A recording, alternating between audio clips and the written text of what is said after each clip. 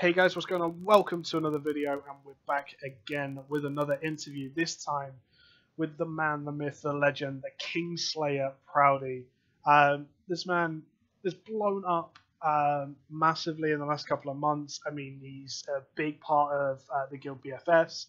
They're all around the place. They're fighting every team. This is the man that shut down Derek's undefeated streak in GVGs.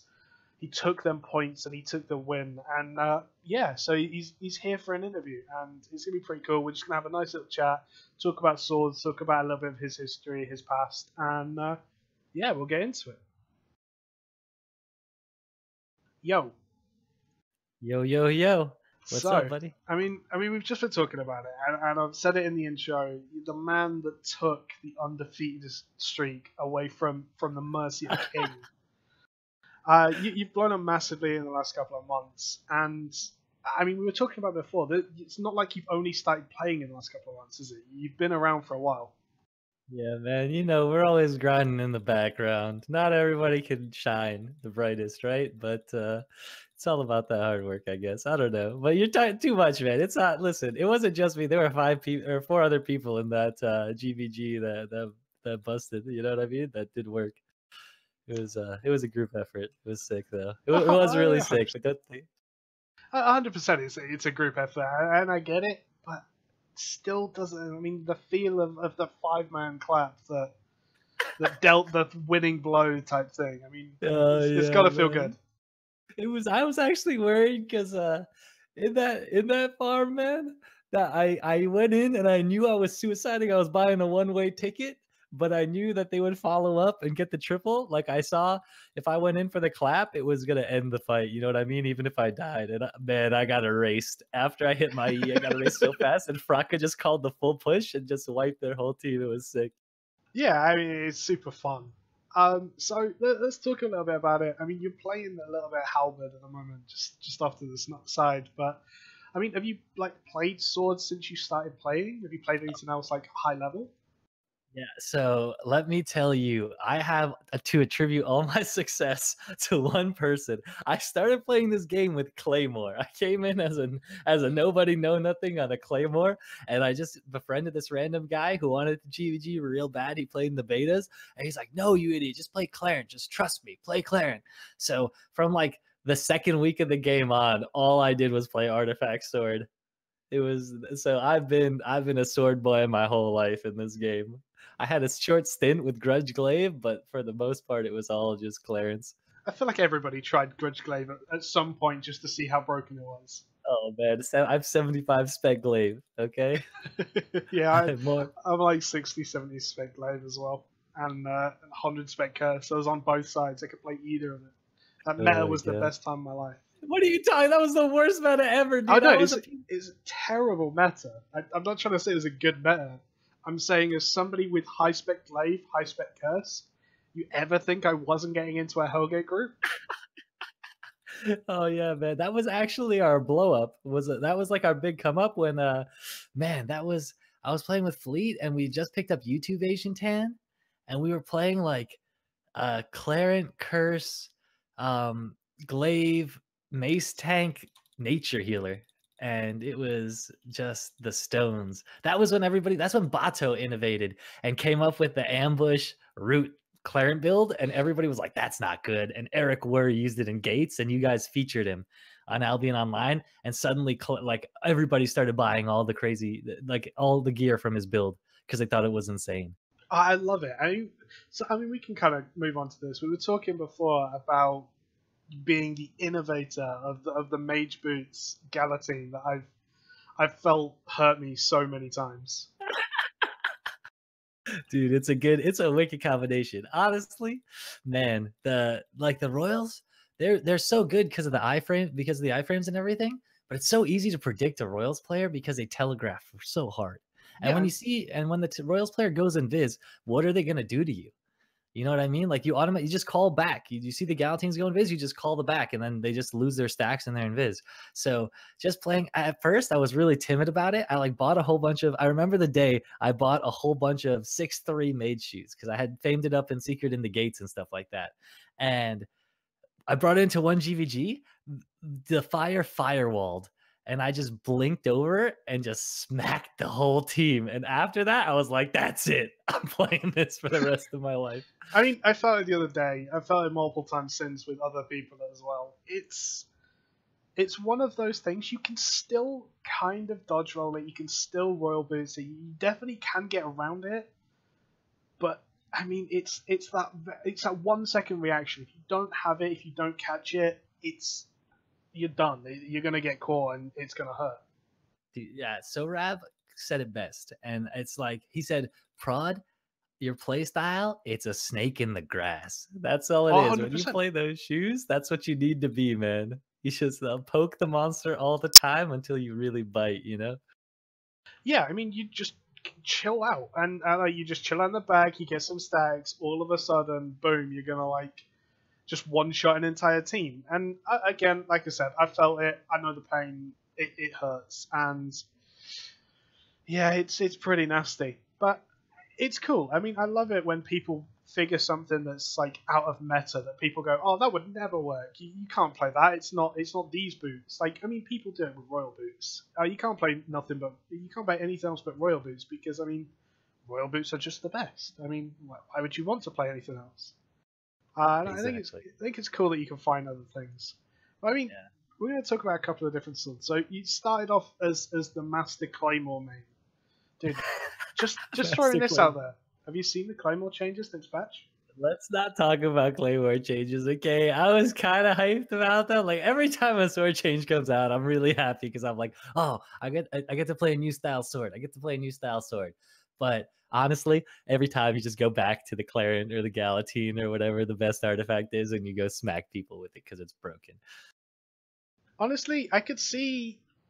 I can't see it, like, outpacing Galatine. No, Galatine's just too insane. But with it having a stun and the CC immunity on the charge, I don't know. I could see it. Maybe taking over the Clarion. I could see it being viable. The problem is it has the same problem as the Bear Paw in that it can be interrupted during its animation, though. So like firewalls and walls could bounce you. It's now immune to. No, I thought you got CC reduction, but you still didn't have you couldn't move through impassable objects. No, you can now move through them with Claymore. Oh, that's so sick. Okay, so maybe it's broken. The stun is going to go through, like firewall, wind wall, whatever. You just be able to go straight through it.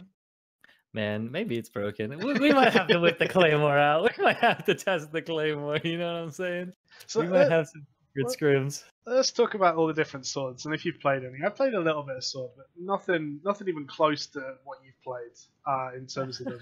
Let's start with a broadsword. So, have you played broadsword at all? Tried it, made it viable? 50 spec broadsword, first off, okay? So I definitely have some broadsword under my belt. And I was actually using it in the gates and in my early GVGs because, man, who was that blackout player that only played broadsword? Jesus Christ. Last Mohican. I saw Mohican use it. I was like, man, do you see how much damage that E does? 100, 100? It's insane. He used to execute people. Yeah, it was crazy with the stalker hood and the E. You could, and I used to think it was such tech. I was like, oh, but look, I can just use my stalker hood and they'll roll, and I don't even have to press E. You know what I mean? Like back in the day, I used to think that was clever. Oh man. But yeah, I used it in a couple of GVGs, and I used it in a lot of gates. I loved broadsword. I loved the bonus armor and stuff like that. I love everything about it, man. Yeah, I really like it. I mean, I recommended it a long time ago for like new players because it has that like huge amount of burst and the resistances that link up with it. I do really like the Stalker Hood Assassin Jacket, Royal Leather Boots with it because I think it just Stalker Hood sits so nicely with it. Yeah, Stalker Hood's. Yeah. Have you read it since the change? Minus 250 resistances. That means cloths go to 0 resistance. Oh, when this changes? Are these it happened. It's input already. Damn, I didn't. It's the low key broken change nobody realized about Stalker Hood. If you go check over the skill right now, I've just had a look. Mortal Agony reduces reses by 231. That's insane. I mean, okay, yeah. I honestly, you're teaching me things. I didn't even know that. See, that's my job as a sword player, to know these things, you know? To know how broken Mortal Agony is. Yeah, No but I could wonder tell you, Clarence have been hitting so hard recently.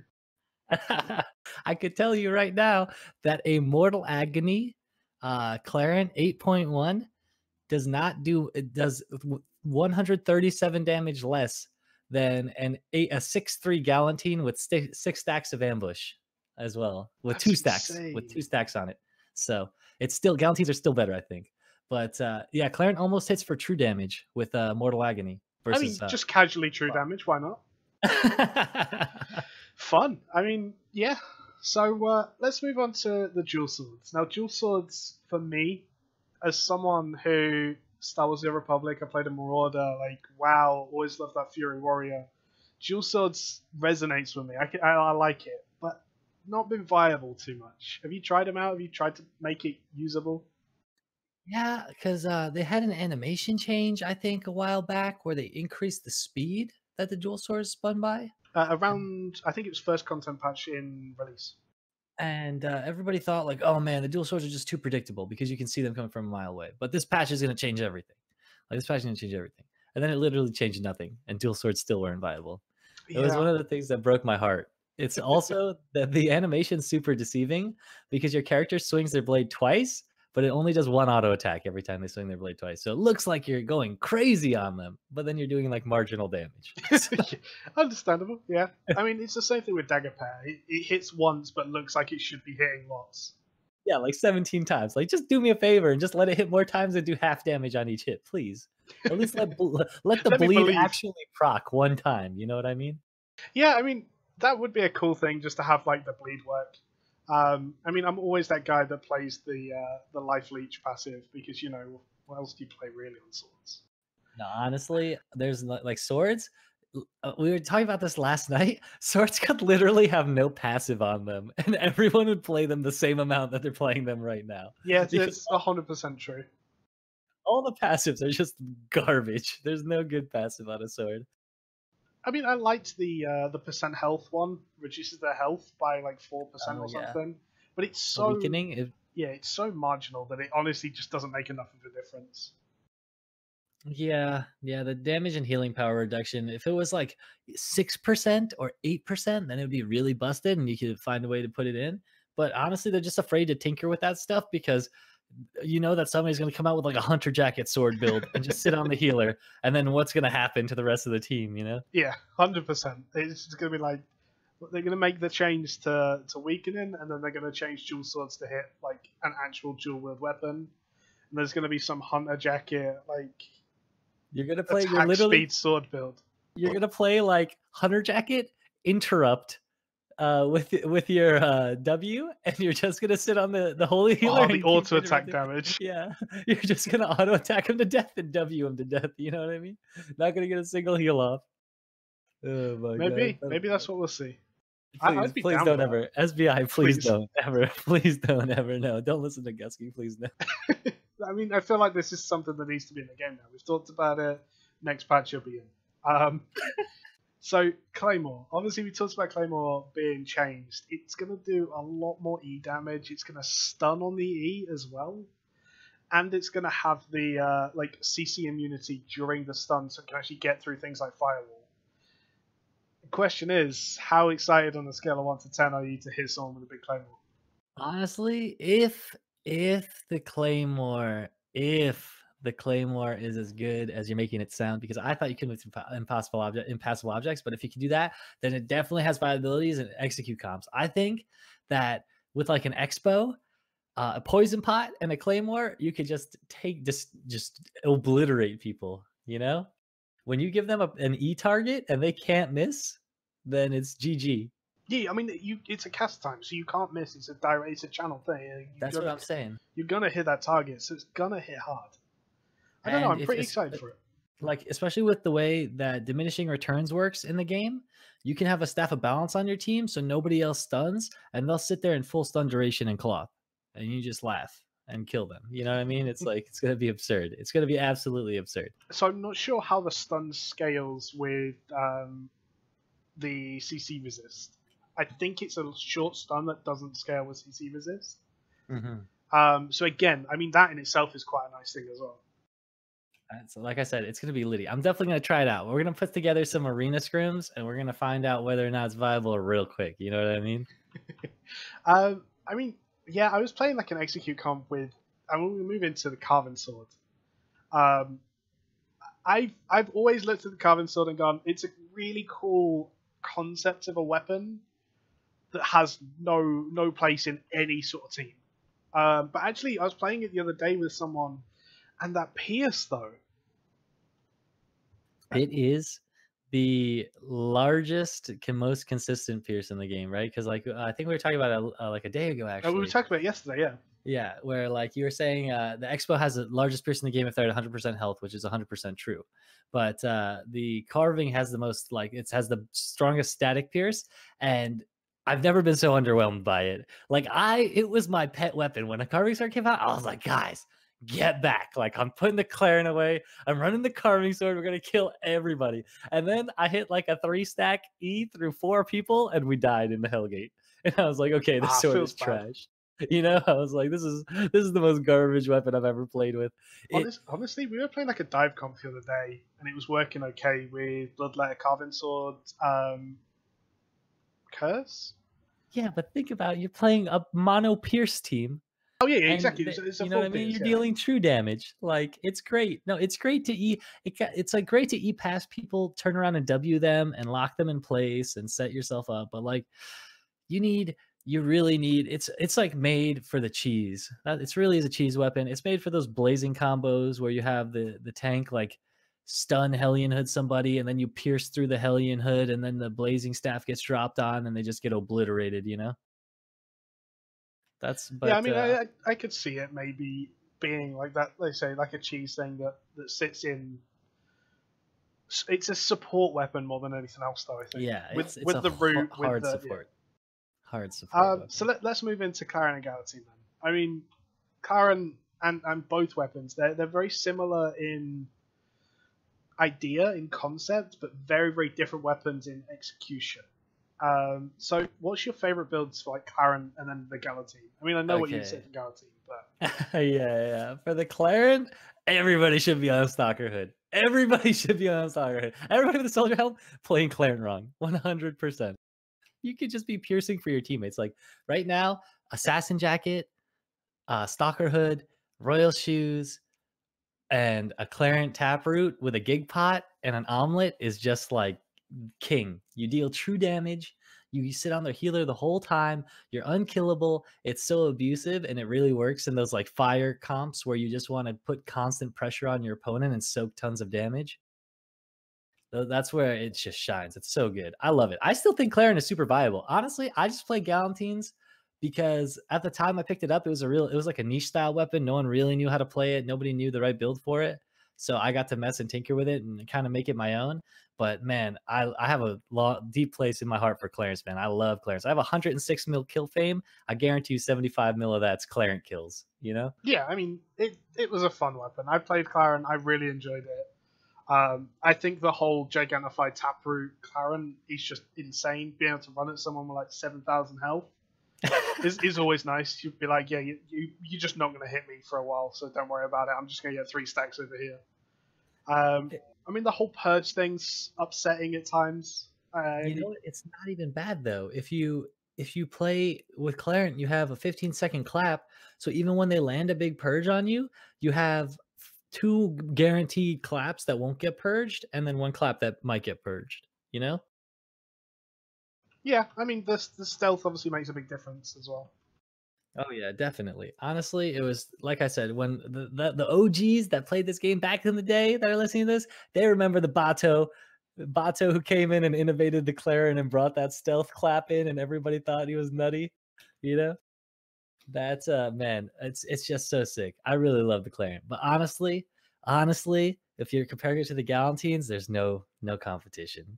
Like there's in a lot of GVGs, you don't need 2 claps to win a fight. You know what I mean? It's that one big clap that makes it or breaks it.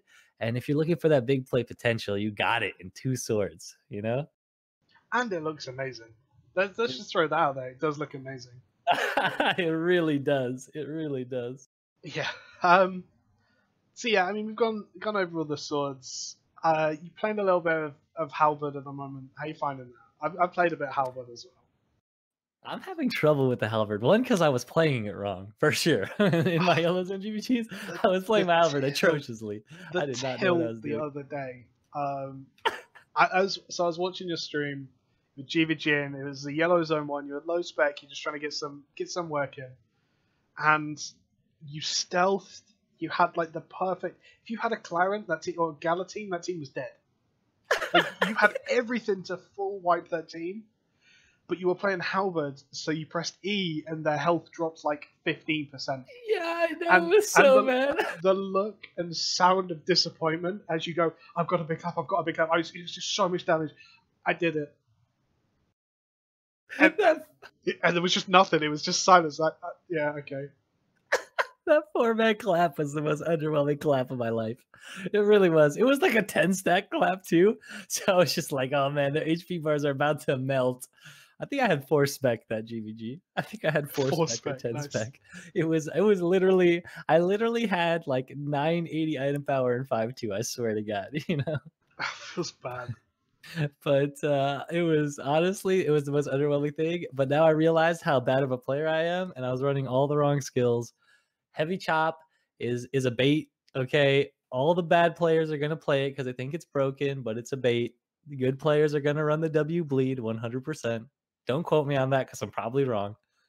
But you never know. You Honestly, know what I mean? with the Q change next patch as well on the helmet on the axes, I think it's gonna be super fun. Like I'm not a fan of it at the moment, the rending swing. Oh yeah. But with it having like just that extra little bit of range, I think it's going to be quite nice. It's going to be quite fun.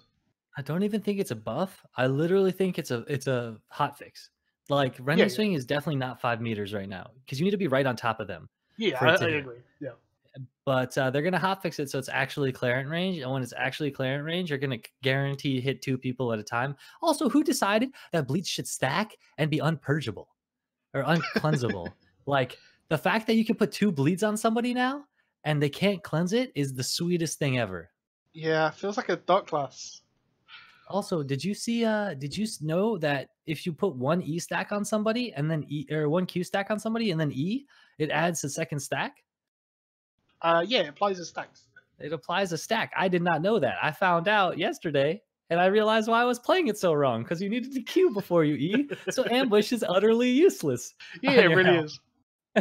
It's a pressure weapon. It's not meant to like Clarent is kind of that execute weapon or pressure. Like Halberd is the pressure weapon. It bleeds everyone up, reduces the healer.